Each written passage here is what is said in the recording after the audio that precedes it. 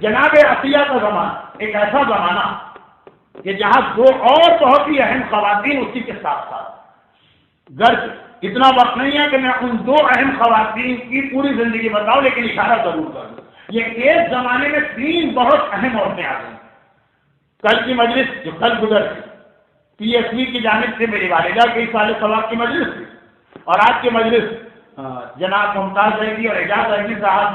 کے والدہ مرحومہ کے اصال ثواب کی مجلس، اس لیے یہ جملہ بہت ضروری محسوس ہو رہا ہے جو اب میں کہتا ہوں۔ جناب عاصی جن کے بارے میں یہ کہا گیا کہ جناب موسیٰ کی ماں یہ ثابت،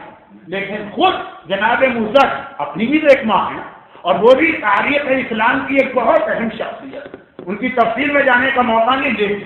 صرف یہ دو جملے ان کے حوالے سے سنی۔ پورے قرآن کے اندر انبیاء کے علاوہ، معصومین کے علاوہ، اگر کسی کے لیے یہ لفظ آیا کہ اللہ نے اس پر وحی نازل کی انسانوں میں، تو وہ حضرت موسیٰ کی والدہ وَأَوْحَيْنَا إِلَىٰ أُمِّ مُوسَىٰ، اور ایک بار نہیں، قرآن میں دو بار یہ آیت آئی ہے، ہم نے موسیٰ کی ماں پہ وحی نازل کی۔ انسانوں جناب مادر موسیٰ وہ واحد خاتون ہے، معصومین کو چھوڑ کر کہ جن کے اوپر کوئی وحی آئے، اور جناب موسیٰ کی ماں کی ایک خصوصیت یہ کہ موسیٰ اللہ کے نبی ہے اور اہم ترین انبیاء میں سے ایک نبی۔ اگر آپ فضیلت کے اعتبار سے 1,24,000 انبیاء کے نام لکھیں تو تیسرے نمبر پر جناب موسیٰ کا نام آتا، پیغمبر اور جناب ابراہیم کے بعد تیسرے نمبر پر موسیٰ۔ اور واقعاً انہوں نے راہ خدا میں اتنے اہم جہاد کیے، آپ اندازہ کر لیں کہ آج کی دنیا کی بدترین اور شریر والی قوم جو اس بنی اسرائیل کا نبی بنا کے موسیٰ کو بھیجا گیا، کلیجے میں پیپ ڈال دے ایک ایسی قوم، عام آدمی کو تو ٹی وی کر دے کہ ایک ایسی قوم، اچھا بھلا آدمی اس قوم میں پھنس جائے تو پاگلوں کی طرح بات نوچنے لگے یہ موسیٰ کا حوصلہ کہ ایسی قوم کی نبوت کی اور ان کی تمام بدتمیزیوں اور شرارتوں کو برداشت کیا۔ تو رتبہ اتنا بلند ہے، حوصلہ اتنا، لیکن جس جناب موسیٰ کی والدہ کا انتقال ہوتا، یہ تو مجلسوں میں بہت آپ نے جملہ سنا ہے، اسی لیے میں اس کو ریپیٹ کر رہا ہوں کہ ایک ہی جملہ، پروردگار نے وحی نازل کی موسیٰ ذرا سنبھل کے چلنا، تمہاری ماں دنیا سے چلی گئی، اب تک ماں کی دعائیں تمہیں اپنے محاصرے میں لے رہی تھی اور تمہاری حفاظت کر رہی، اب ان دعاؤں سے تم محروم ہو گئے ہو، آج سے تمہیں زیادہ احتیاط کرنا۔ نبی معصوم، صاحب شریعت نبی، صاحب وحی نبی، لیکن قرآن کہتا، لیکن تاریخ اسلام کہتی ہے کہ وہ بھی اپنی ماں کی دعا کا ایسا محتاج ہے، اور پھر ماں بھی تو اتنی عظیم ماں کہ قرآن کئی بار ان کا تذکرہ کرتے ہوئے کہتا ہے کہ ہم نے ان کی وحی نازل کی۔ یہ جو ان کے حوالے سے ایک جملہ مسلمانوں میں بہت مشہور ہے، اور جو اصل ان مجالس کا اصل بیک گراؤنڈ یا کانٹیکٹ ہے اس کو ذہن میں رکھتے ہوئے ذرا سا ٹاپک سے ہٹ کے وہ جملہ دوہرا رہا ہوں۔ جناب موسیٰ کی ماں کے نام کی لوگوں کو بہت تلاش ہوتی ہے، یہ بالکل جناب عاصیہ کے ساتھ تھی، ہم اصل، بلکہ جب موسیٰ عاصیہ سمندر سے نکالا اور گود میں لیا تو قرآن کہتا ہے کہ وہ حرم، ہم نے حرام کر دیا ہر عورت کا دودھ موسیٰ کی،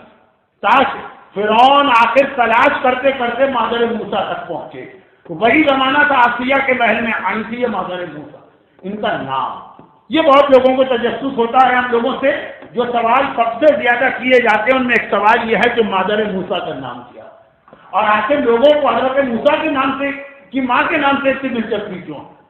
بھائی اپنے باپ کی ماں کا نام لوگوں کو نہیں پتا ہوتا، ماں کی ماں کا نام لوگوں کو نہیں پتا ہوتا، قریبی رشتے داروں کی ماں کا نام نہیں پتا ہوتا، وہ سالوں پہلے حضرت موسیٰ جن سے نہ کوئی لینا نہ دینا نہ رشتہ نہ ناتا، نہ ان کی بیٹی لے رہے ہیں نہ ان کو بیٹی دے رہے ہیں، سب سوال کیا جائے مگر نہیں بتائیے حضرت موسیٰ کی ماں کا نام کیا،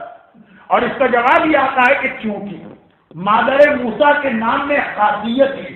کہ اگر کسی بند قفل میں پڑھا جائے تو وہ قفل کھل جاتا ہے، بشرط یہ کہ کوئی چور بولنا پڑ رہا ہو، تو خلاصہ مادر موسیٰ کا نام۔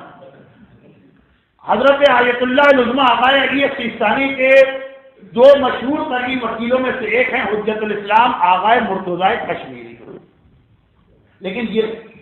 ان کے خاندان 3 پشتوں پر ہے، اسی نام کی ایک شخصیت گزری ہے ان کے پردادا، اصل میں ان کی وجہ سے ان کا نام رکھا گیا، اور وہ کربلا کی ایک بہرحال مثالی شخصیت، روحانیت میں تقوی اور تحضر۔ حجت الاسلام سید مرتضیٰ کاشمیری 125 سال پہلے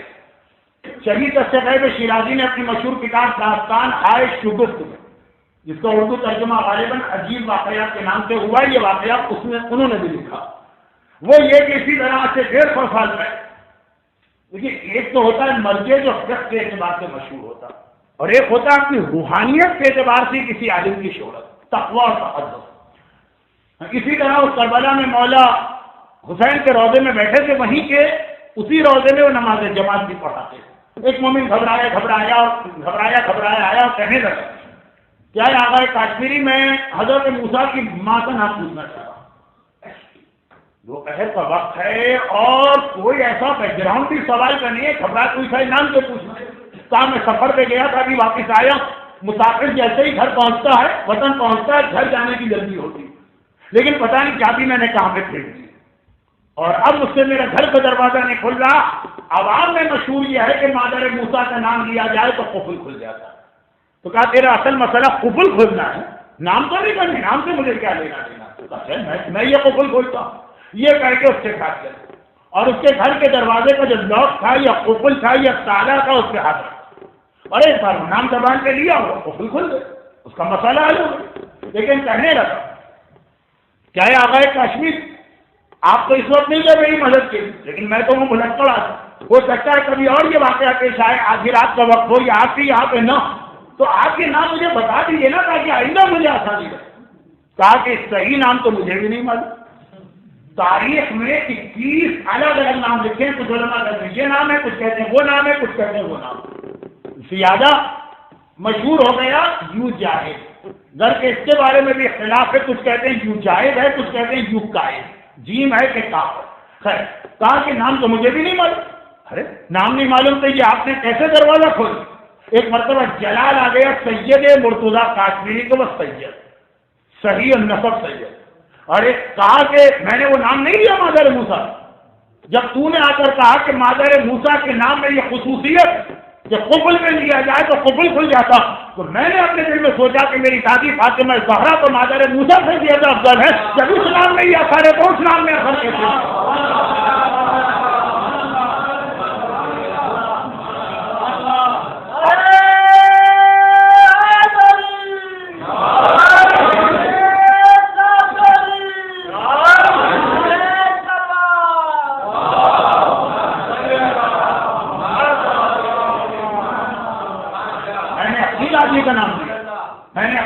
ماجدہ کا نام لیا تو خیر وہ تو ایک ایسی چیز ہے کہ اس کے لیے کسی دلیل کے لانے کی ضرورت نہیں ہے، تو بطور یا کہانی بیچ میں ایک بات آ گئی مادر موسیٰ، لیکن جناب عطیہ کے حوالے سے ایک اہم ترین نام یہاں پہ آتا ہے، ایک ایسی خاتون، ایک ہی دور کی 3 اہم خواتین، ایک ایسی خاتون کہ جن کا نام تاریخ میں آئے گا، صرف یہ آیا زوجہ جناب حزقیل۔ 4 سال پہلے میں نے جب پہلا سال کا میرا پنجیکن سینٹر ایک تقریر کی تھی 4 آیتوں کے حوالے سے، اس میں یہ پورا واقعہ آیا، یہ نہیں جو ابھی میں پڑھ رہا ہوں، یہ نہیں، جناب حزقیل، جناب حزقیل فرعون کے چچا زاد تھا مومن، پھر بہرحال جس طرح بھی ان کا تقیہ ختم ہوا وہ واقعہ تو آپ 4 سال پہلے کو کیسے ڈھونڈ کے نکال دیجیے گا، لیکن جناب حزقیل کی بیوی بھی مومنہ اور جناب آسیہ،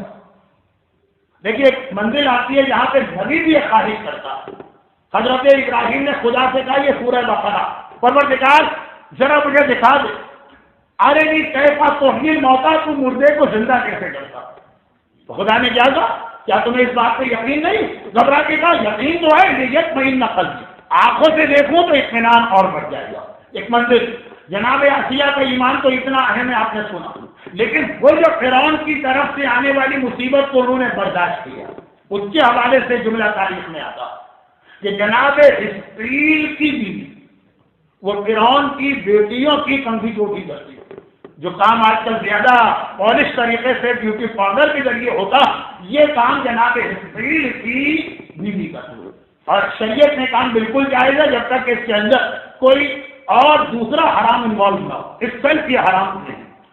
ایک بار فرعون کی ایک بیٹی کے بارے میں کنگھی کر رہی، کنگھی ان کے ہاتھ سے چھوٹتے ہوئے،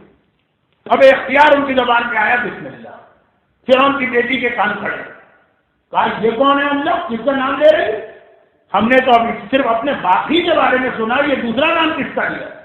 یہ کیا میرے باپ کے لیے تم نے یہ لفظ استعمال کیا؟ اب ایسی وہ منزل کہاں اللہ، یہ لفظ اللہ جس کے بارے میں بعض علماء کا کہنا ہے اس میں آدم جہی، یہ اس میں جلالہ، اس کے بہت سارے فقہی مسئلے ہیں جو انشاءاللہ جمعرات کی مجلسوں میں کبھی آئے، لیکن وہ جناب ہسٹری کی بھی برداشت نہ کرتے اور انہوں نے کہا نہیں، یہ میں اس کا نام لے رہی ہے جو تمہارے باپ کا بھی پیدا کرنے والا ہے اور تمہارے باپ کا بھی پروردگار۔ فرعون کی بیوی، فرعون کی بیٹی اپنے باپ سے جا کے شکایت لگاتی، جناب ہسٹریل کی بیوی فرعون کی بھاوج چچا زاد بھائی کی بیوی، لیکن جیسے ہی فرعون کو پتا چلا اس نے کہا اچھا میرے اپنے محل میں ایسی عورت، میرے اپنے رشتے داروں میں ایسی عورت، لیکن پہلا امتحان ان کا ہوا، چنانچہ اس نے کہا میں ایسا دردناک عذاب دوں گا کہ دنیا دیکھ لے کہ فرعون جب اپنے رشتے داروں کو اس معاملے میں نہیں چھوڑتا تو غیروں کے ساتھ کیا رعایت کرے گا۔ تانبے کا تندور بنائے، آگ کو روشن کیا، جب آگ اچھی طرح سے بھڑکنے لگی تو اس وقت جناب ہسٹری کی بیوی کو ان کے تمام اولادوں کے ساتھ لایا گیا۔ مومنہ نے نگاہ ڈالی بھڑکتی ہوئی آگ کو، سمجھ وقت امتحان آ گیا ہے، وقت شہادت آ گیا۔ چنانچہ نہ گھبرائی نہ پریشانی، صرف ایک جملہ تھا۔ یہ جملہ کی میں خاص وجہ سے کہہ رہا ہوں، جو آپ کو میرے اسلائی کو پتا ہے کہ ہر چیز ہمیں یہ دیکھنا پڑتا ہے کہ ہمارے لیے کیا پیغام ہے۔ کہا کہ فرعون ایک درخواست، اس نے کہا دیکھو آگ نظر آئی تو چھوڑ دیا اپنے اللہ کو، کہا نہیں میں معافی کی درخواست نہیں کر رہی، میں رحم کی درخواست نہیں کر رہی، صرف ایک درخواست، رشتے داری بھی ہے اور اتنے سال تمہارے گھر میں خدمت بھی انجام دی، جب میرا جسم جل جائے تو میری ہڈیوں کو زمین کھود کے دفن کرنا۔ پتہ نہیں کیا ہوا پچھلے سال یا اس سے پچھلے سال میلبرن میں کچھ قبرستان کا پروجیکٹ، کچھ قبروں کی بات، کچھ غسل و کفن کے مسئلے کچھ چل تو رہے، ایک دم سے وہ معاملہ ٹھنڈا کیوں پڑ گیا؟ یہ اتنا اہم مسئلہ کہ مومنہ کی آنکھوں کے سامنے آگ بھڑک رہی اور اسے یہ پتا چلا کہ مجھے اپنی اولاد کے ساتھ کیوں بلایا گیا، اولاد کو بھی اس میں کوئی نہ رحم کی بات، نہ زندگی بچنے کی بات، نہ عقیدہ بدلنے کی بات، نہ فرعون کی سے معافی مانگنے کی بات، دفن کی بات۔ میرا دفن جو ہے وہ صحیح طریقے سے ہو جائے۔ اور دیکھیے منزل مصائب ابھی آئی نہیں ہے، لیکن ایک جملہ ہے میدان کربلا میں بھی آپ دیکھیں، جب میرا آقا پہلی بار کربلا میں داخل ہوا تو حسین کی زبان میں بھی ایک ہی خواہش و تمنا تھی، ہمارے بعد ہمارے لاشیں جلتی رہتی تھے نہ رہنے بعد، عورتوں کو الگ بلایا، مردوں کو الگ بلایا، بچوں کو الگ بلایا۔ میلبرن کے صاحبان ایمان اس اعتبار زیادہ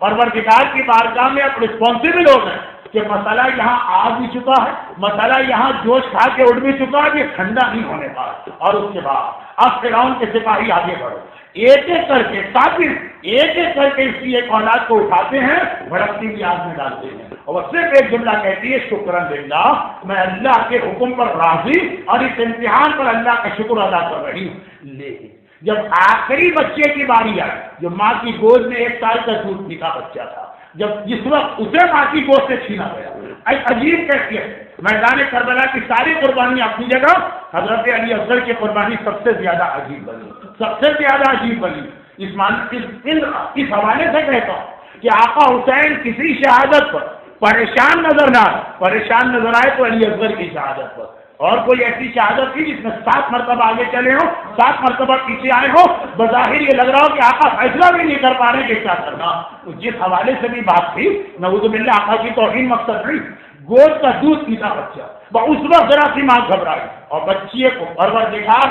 انسانی آواز میں کلام کرنے کی اجازت دی۔ مادر گرامی گھبرائیے نہیں، جتنا امتحان اب تک آپ نے جس شکر خدا کے ساتھ انجام دیا، اس امتحان سے بھی گزر جائیے، پروردگار ہمیں اور آپ کو کچھ دیر کے بعد دوبارہ ملانے والا ہے۔ اور بس ایک مرتبہ بھڑکتی ہوئی آگ میں یہ دودھ پیتا بچہ پھینکا گیا اور پھر جناب ہسٹریل کی زوجہ کو اٹھا کے اس آگ میں پھینکا گیا۔ جس وقت جناب ہسٹریل کی زوجہ اس آگ میں گرائی گئی ہے اور جل رہی ہے، جناب عطیہ محل کی چھت پہ بیٹھی تھی، انہوں نے ایک عجیب منظر دیکھا۔ یہ وہ چیزیں ہیں جو خدا ہمیشہ نہیں دکھاتا، معجزات اسی کو کہتے ہیں کہ ایک جیسا واقعہ 500 مرتبہ پیش آئے گا، ایک بار خدا ہماری اور آپ کی آنکھ کے سامنے لے آئے گا۔ جناب آسیہ کو نہیں پتا کہ کیا ہو رہا، وہ محل کی چھت پہ ہوا کھانے کے لیے بیٹھی، ایک بار دیکھا کہ آسمان سے ملائکہ کی صفوں کی صفیں اتر رہی ہیں اور وہ اس زمین سے کسی عورت کو اپنے ساتھ بڑے احترام کے ساتھ لے کے جا رہی ہیں۔ جناب آسیہ گھبرا گئی، یہ کون خاتون؟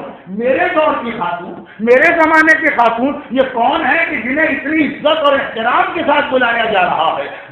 جب وہ خاتون زمین سے آسمان کی طرف جاتے جاتے آسیہ کے محل کے چھت کے لیول پہ آئی، آسیہ نے پہچان لیا یہ تو ہسٹری کی بیوی ہے، یہ تو وہ خاتون ہے کہ جو فرعون کے محل میں فرعون کی بیٹیوں کی خدمت کیا کرتی ہے۔ جیسے ہی ایک مرتبہ نکاح گھبرا کے کہا کہ اتنے احترام کے ساتھ آسمان کے ملائکہ تمہیں کیوں لے جا رہے ہیں؟ ہنستے اور مسکراتے ہوئے کہا اس لیے کہ پروردگار نے مجھے رتبہ شہادت عطا کر کے کائنات کی سب سے بڑی فضیلت عطا کی ہے۔ اور اس وقت جناب آسیہ کی زبان پہ وہ جملہ آیا جو قیامت تک کے لیے مومن کو رتبہ دیا گیا، فَيَا لَيْتَنِي كُنتُ مَعَكِ، کاش جو عزت، جو رتبہ، جو فضیلت تجھے ملی ہے کاش مجھے بھی یہ ملتی۔ اور خدا سے کہا پروردگارا مجھے بھی اسی طرح سے تیری رضا اور خوشنودی چاہیے، ایسی ہی شہادت کی موت مجھے نصیب فرما۔ ہسٹری کی بیوہ یا ہسٹری کی بیوی کی شہادت گھر کے جلتی ہوئی آگ میں پھینکا گیا، ایک ایک کر کے اولاد کو پہلے ماں کی آنکھوں کے سامنے جلایا گیا، مگر اس نے جناب آسیہ کو ایسا حوصلہ اور طاقت عطا کی، اور اس طرح جناب آسیہ کی زبان پہ دعائے شہادت آئی، تمنائے شہادت آئی کہ پروردگار نے پھر ویسا ہی یا شاید اس سے بڑا امتحان لیا۔ لیکن سوچنے کی بات یہ ہے کہ دین خدا کی خاطر ایک مومنہ خود اور اپنی ساری اولاد دودھ پیتے بچے تک ہاتھ میں چلنے کو تیار، اور دوسری مومنہ حکم خدا کی خاطر چند بال چھپانے کو تیار نہیں ہے۔ ایک طرف حکم خدا کی خاطر ایک مومنہ اپنی اولاد کو آگ میں جلتا دیکھنے کو تیار، دوسری جانب اسی دین خدا کی خاطر ایک مومنہ اپنی اولاد کی صحیح تربیت کرنے کو تیار نہیں ہے۔ یا وہ دین خدا ہے یا یہ دین خدا ہے، یہ دونوں ساتھ میں تو دین خدا نہیں ہو سکتے ہیں۔ جناب حزقیل کی بیوی، جناب موسیٰ کی والدہ، جناب آسیہ، یہ جو واقعات ہمارے سامنے ایک ساتھ مل کر آئے، رحمتک یا ارحم الراحمین، وصلی اللہ علی محمد وآلہ الطاہرین۔